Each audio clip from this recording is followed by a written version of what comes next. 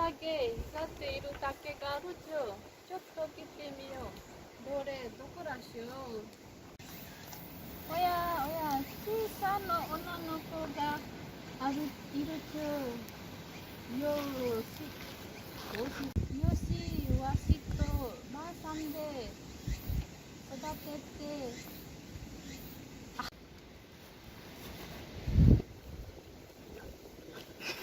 おじさんはその子をそっと手のひらに包んで家に帰りました。まあなんで小さくて可愛い女の子がおじさん名前はどうしましょうか。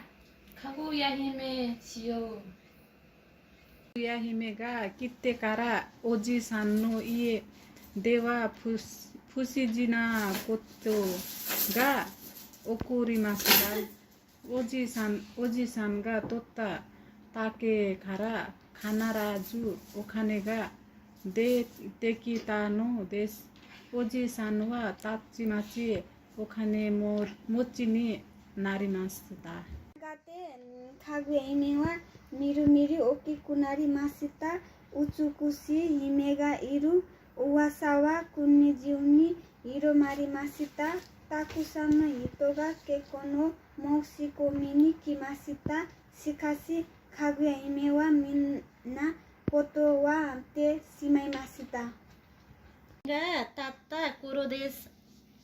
かぐや姫はなぜ次を見て泣くならい。私たちの大切のかぐや姫が何が開始のですか。とうとうかぐや姫は言いました。私は人間の世界の人ではありません。次の世界の人です。満月の日に帰らないといけないのです。かぐや姫は何を言っているのだい。私もおじさんとおばさんのそばにもっといたいのです。次の王様にもっとここにいさせてくださいとお願いしたのですが許されませんでした。かぐや姫はおじさんとおばさんにもう二度と会えなくなる。姫はおじさんとおばさんにもう二度と会えなくなることが悲しくて泣いていたのです。大勢の侍が待ち構えています。夜の12時でした。家の周りが急に輝きました。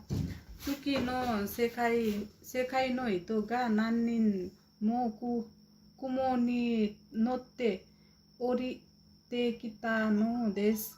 それに向けて侍たちは弓を構えるのですが、近くからが入らずに撃てません。おじさん、おばさん、今までありがとうございました。これから年を取っていくお二人のお世話ができず